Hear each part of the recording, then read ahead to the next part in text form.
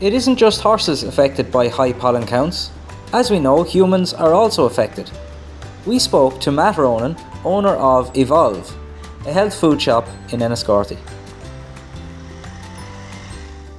The immune system of the person, it's seeing the pollen as being an enemy. In the same way that your immune system is always there to look after the body and defend it from invading organisms. Well, of course, when it sees a particular item, and in this case it's pollen, and it identifies it as an enemy, well then it goes and it attacks it.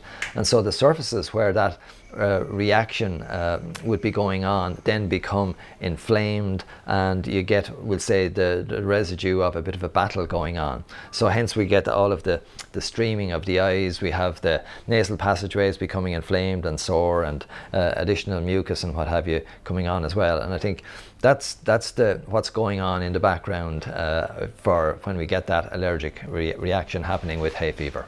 Ideally, build the immune system up before the season starts. So if that was a case of trying to get yourself in good form, good rest, good hydration, and also there's a little thing that you can do, which is you can start taking a local honey, a honey that's local to your area, and that's often a very good idea because you're starting to educate your immune system to see this, some of the influences in there from the pollen that the bees are collecting, that's not an enemy. So we're educating the immune system not to be so reactive, and then of course I always think that a weakened immune system is going to be more reactive. A stronger immune system is going to be more robust, and it's going to be a bit more confident, and it won't be attacking everything in sight, so to speak. So that'll be that side of it.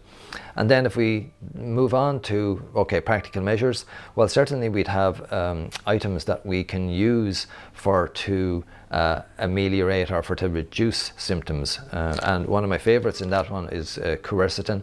Quercetin is lovely. It's extracted usually from the garlic and the onion family, and it just reduces the amount of inflammation and response that the immune system will take up.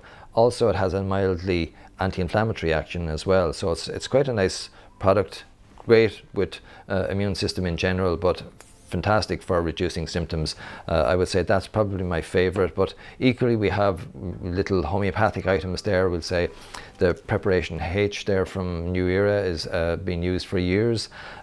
You've got herbal, and then you've got little items there like specific eye drops and what have you that also help to just reduce that irritation. And even there's which would sort of relate to acupuncture a little bit, there's the hay band, which is an item that you wear to put pressure on an acupressure point, and that again would help to reduce symptoms. So there are plenty of strategies that people can use to reduce symptoms and make it so that it's a lot more tolerable.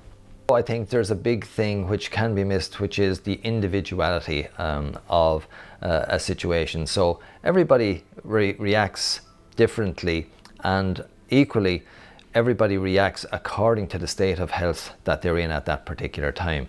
So I always emphasize to people that it's very well worthwhile coming into us here in Evolve in Enniscorthy, coming into us and having a chat about the general picture as well as the particular symptoms that you happen to have with the condition, be it hay fever or whatever else, because there's always an influence from the other aspects of your health that are going to play out there as well. So don't be afraid to do that. We do that all the time.